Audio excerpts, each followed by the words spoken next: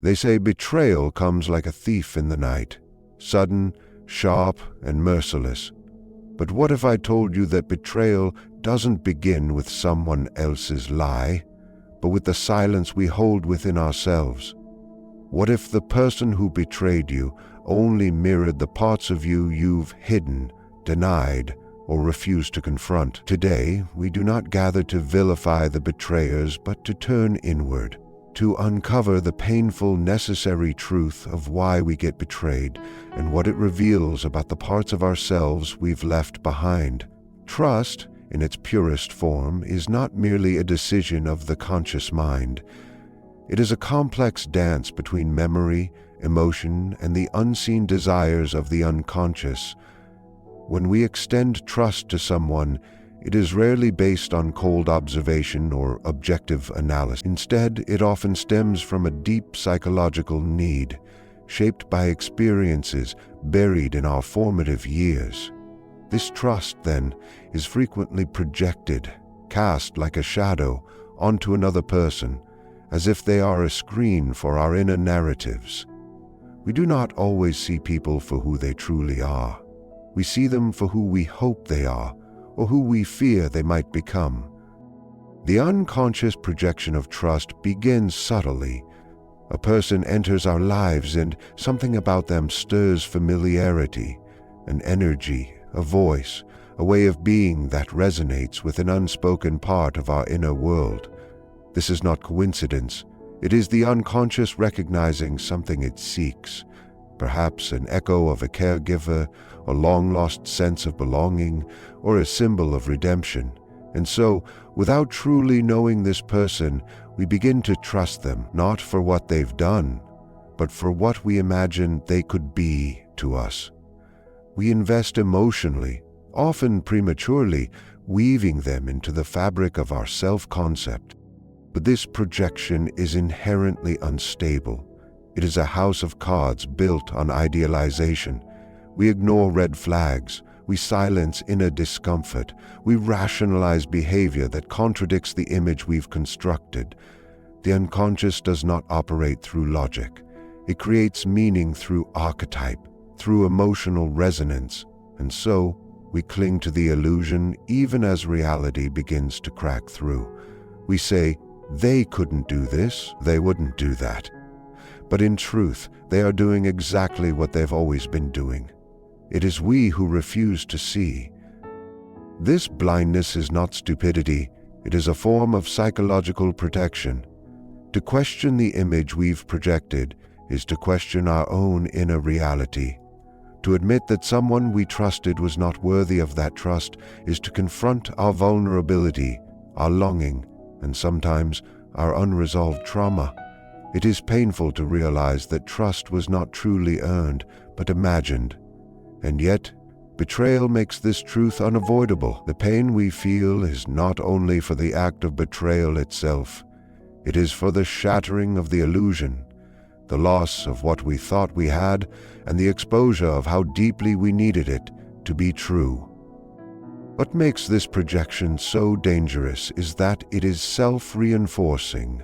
The more we invest in someone, the more committed we become to the fantasy. Even small acts of betrayal may be overlooked until they accumulate into a rupture too large to deny. By then, the emotional damage is more profound, not because of what was done to us, but because of how deeply we believed it never could be. Betrayal, in this light, is not the theft of trust, but the exposure of false trust. Trust placed not in the real person, but in a phantom of our own creation. This unconscious projection is not a moral failing. It is a mirror reflecting the inner architecture of our psyche. Understanding this dynamic is not about blame. It is about awakening. To see how trust is given without awareness is to take the first step toward conscious relationships.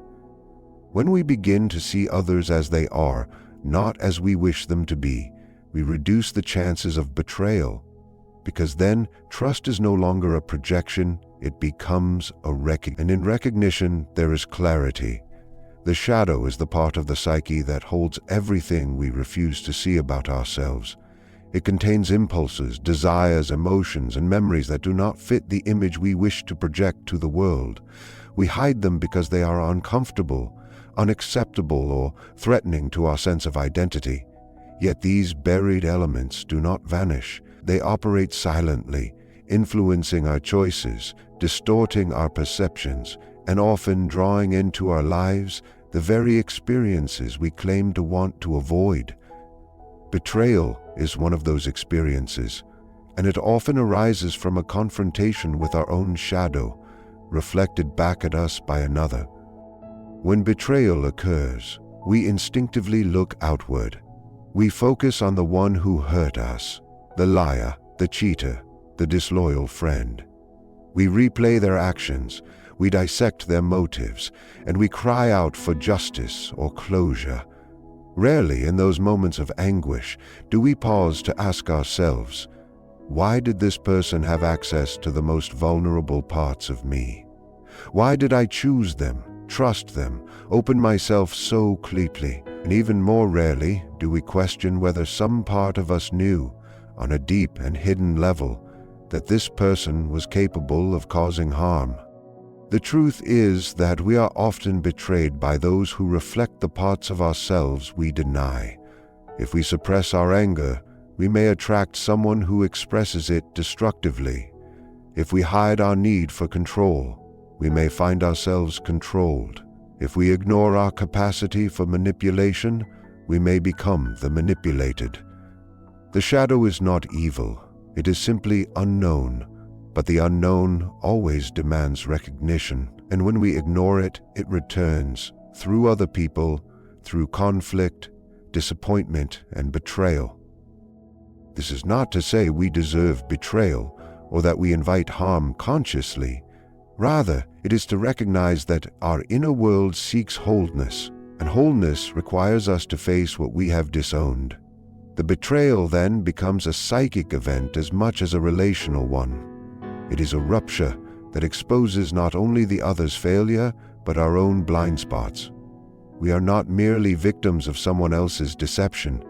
We are also victims of our refusal to acknowledge certain truths about ourselves. Some betrayals feel strangely familiar, as if we have lived them before in other forms. This repetition is not accidental. It is the unconscious mind drawing us into patterns that we have not yet understood. Until we do, the lesson repeats, and with each repetition, the pain intensifies, until finally we are forced to look within. What was I trying to control? What was I afraid to admit? What wound was I protecting by choosing someone who would eventually tear it open? The pain of betrayal can serve as a guide if we let it. It points us toward the disintegrated parts of ourselves, the parts we must reclaim if we wish to stop reliving the same stories. The betrayal is not the end. It is the beginning of a deeper encounter with the self. When we ask not only, why did they do this, but what did this awaken in me, we begin the real work, the work of integration, the work of becoming whole. This journey is not easy. It demands radical honesty and a willingness to feel what we have long avoided. But it is also liberating, because once we face the shadow, we are no longer controlled by it. We begin to choose differently. We begin to see more clearly, and we become less likely to hand over our power to those who mirror our blind spots. The shadow does not wish to hurt us. It wishes to be seen, and betrayal is sometimes the only language it has left. The illusion of permanence in relationships is a deeply rooted psychological defense we create to avoid confronting the terrifying truth of transience. Human beings crave stability. We seek predictability, not just in our environments, but in the people we love. We want to believe that those who are dear to us will remain dear, that the bonds we form will endure, simply because they feel meaningful. Yet, this belief is not grounded in reality. It is an emotional construct designed to shield us from the impermanence of all things. When we are betrayed, it is not only the person who hurts us, but the entire illusion of stability that collapses with them. We grow attached to the idea that emotional connections are static, that if someone once loved us, they always will, or that if a friend stood by us through one trial, they will continue to do so forever. But people are not fixed entities. They evolve, shift, regress, and transform in ways that may or may not include us. Their priorities change, their wounds deepen or heal, and their roles in our lives may expire, even if we are not ready to let go. And still, we cling. We anchor ourselves to memories, to the promises of yesterday, to shared moments that once held great significance. We forget that time moves forward, indifferent to our need for emotional security. This illusion is particularly dangerous because it renders us vulnerable to betrayal not by malice, but by change. A lover may not be trying to harm us when they drift away. They may simply be responding to a call within themselves that no longer resonates with our presence. A friend may not intend to abandon us when they choose a different path. They may simply be answering the needs of their own development. Yet when these shifts occur, we feel betrayed, not because someone deliberately deceived us, but because our expectation of permanence was ruptured. We feel wronged by reality itself. The deeper question then is not why someone changed, but why we believed they never would. What was it within us that needed their constancy so badly that we ignored signs of growing distance? Why did we make their loyalty a foundation for our emotional stability, as if their presence was a guarantor of our self-worth? The illusion of permanence blinds us not only to others' evolution, but to our own capacity to adapt. It keeps us stuck in an emotional holding pattern, repeating old narratives and reliving old wounds, unable to accept what is, because we are still mourning what was. In truth, betrayal often occurs not at the moment of the other person's action, but in the long lead-up we refuse to acknowledge. There were cracks in the connection, subtle shifts in tone, unspoken tensions we sensed but dismissed. We chose to hold on tighter rather than ask hard questions. We believed the bond was stronger than reality, and that belief itself became the scaffolding of our eventual fall. When the other person finally steps outside the role we assigned to them, we interpret it as treachery rather than transformation. To understand this dynamic is to begin releasing the fantasy that any relationship can remain untouched by time. Love, friendship, loyalty, these are not static entities but living processes. They require renewal, recalibration, and sometimes release. The painful truth is that betrayal is sometimes the inevitable result of resisting impermanence. When we enshrine a connection as eternal in a world that is ever-changing, we set ourselves up for heartbreak. But in recognizing this illusion, we open ourselves to a deeper truth. Not that relationships are doomed to end, but that their value lies not in their duration, but in their authenticity at each moment they exist. Idealization is the unconscious act of projecting our highest hopes, desires, and unmet emotional needs onto another person. When we idealize someone, we do not see them as they are. We see them as we need them to be. We wrap them in an aura of perfection, selectively focusing on their qualities that align with our longing, while disregarding or minimizing those that disrupt the fantasy. This mechanism is powerful, seductive, and ultimately dangerous. At the beginning of a connection, whether romantic, platonic, or familial, idealization can feel like magic. The other person seems to get us, to reflect back an image of who we wish to be, to fill the voids left by earlier wounds. We assign meaning to small gestures, interpreting them through the lens of hope rather than reality. Their silence is seen as depth rather than avoidance.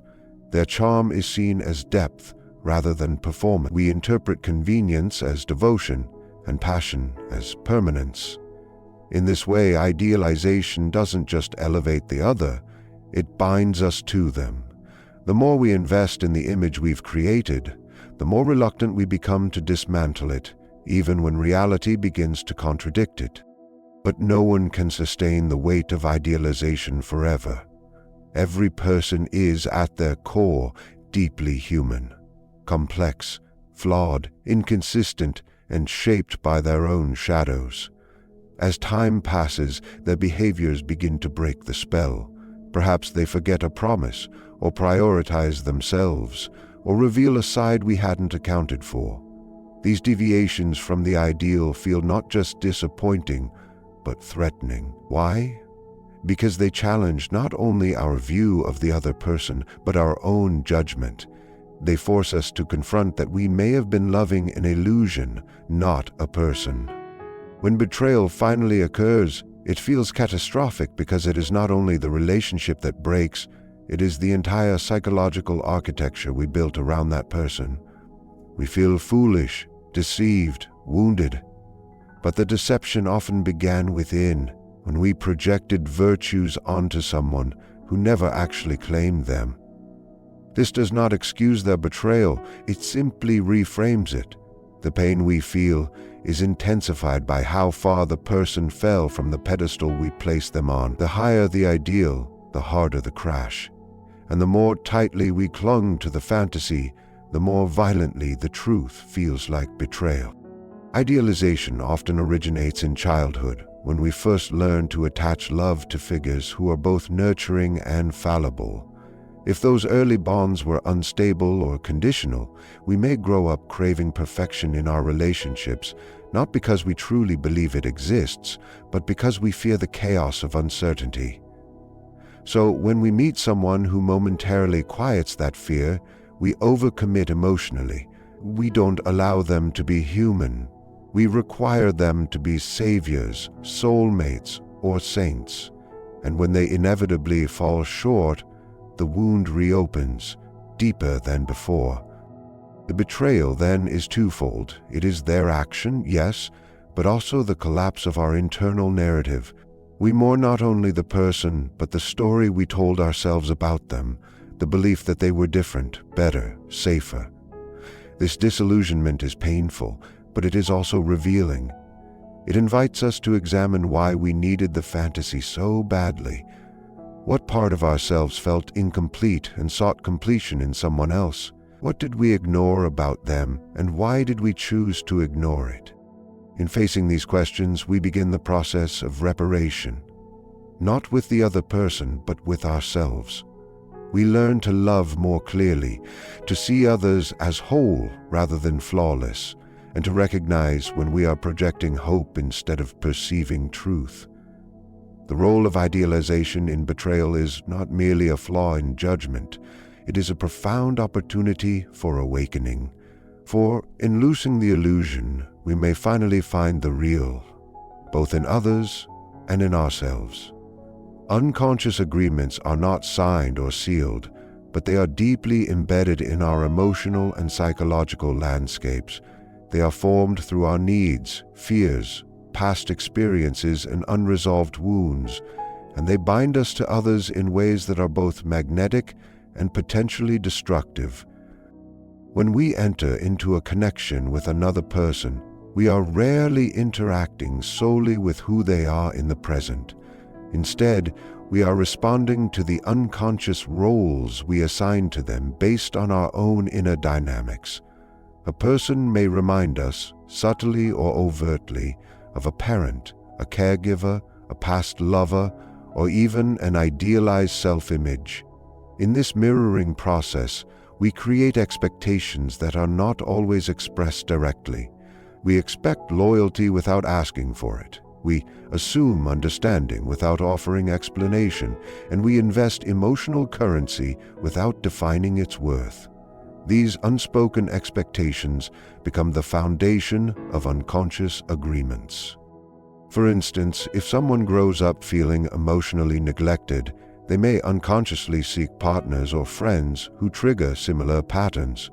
People who are inconsistent or emotionally unavailable. Why would they do this? because the psyche seeks to resolve old wounds through repetition. The unconscious agreement in this case might be, "I will tolerate your distance as long as you occasionally make me feel seen, and in return, I won't confront the deeper abandonment I fear."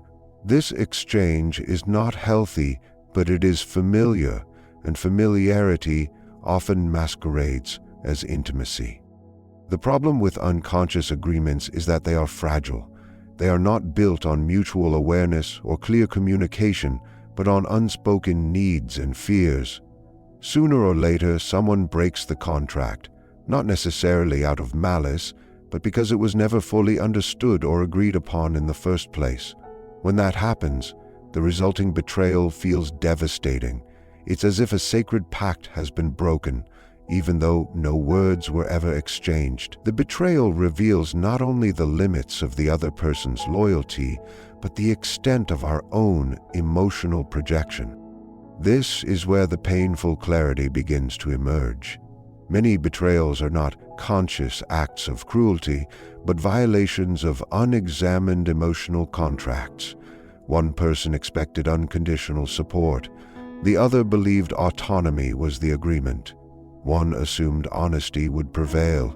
The other assumed secrets were safer.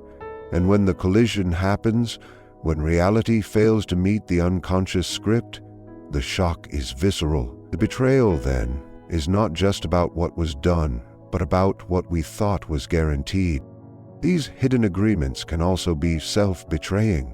We may betray our own needs, boundaries, or integrity just to preserve the illusion of harmony within a relationship.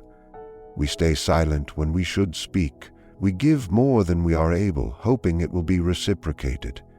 We compromise core values for the sake of connection, believing the sacrifice will secure loyalty. But in doing so, we create an internal split between who we are and who we pretend to be. This inner division is itself a form of betrayal, one that precedes and often predicts the outer betrayal that eventually follows. To understand betrayal through this lens is to begin the deeper work of awareness. What roles have we been playing unconsciously? What needs have we been outsourcing to others without clear acknowledgement? What wounds have shaped the silent contracts we form? When we bring these dynamics into consciousness, we empower ourselves to renegotiate or dissolve the agreements that no longer serve us. We begin to build relationships on truth rather than assumption, on presence rather than projection. This process is not easy. It requires courage to confront the stories we've told ourselves about what love and loyalty should look like. It demands humility to admit where we've colluded in our own hurt.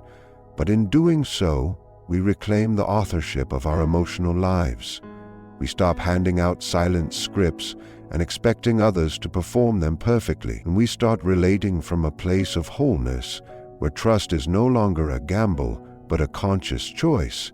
Shadow projections and self-betrayal brings us to the deepest terrain of why betrayal wounds so profoundly. Beneath every experience of feeling betrayed by another often lies a subtler, more elusive form of betrayal: the betrayal of oneself. This is not always visible on the surface, for the ego would rather point outward, accusing and analyzing others, than turn inward and confront its own shadow. But to truly understand betrayal, one must look at the ways in which parts of the self are denied, disowned, and ultimately projected onto those we love. The shadow, in psychological terms, represents the parts of ourselves we repress or refuse to acknowledge, traits we consider unacceptable, dangerous, weak, or shameful. These elements do not disappear simply because we reject them. Instead, they live within the unconscious and often find expression through projection. We assign to others the very qualities we are unwilling to see in ourselves. The person who betrays us often embodies the traits we are secretly wrestling with within. Perhaps we say they were selfish when we have been denying our own needs. Perhaps we accuse them of dishonesty while suppressing truths of our own. This psychological mirroring is not a justification of their behavior, but an invitation to look at what the betrayal is revealing about our inner landscape. When we suppress our anger, our longing, our power, or our truth, we become fragmented.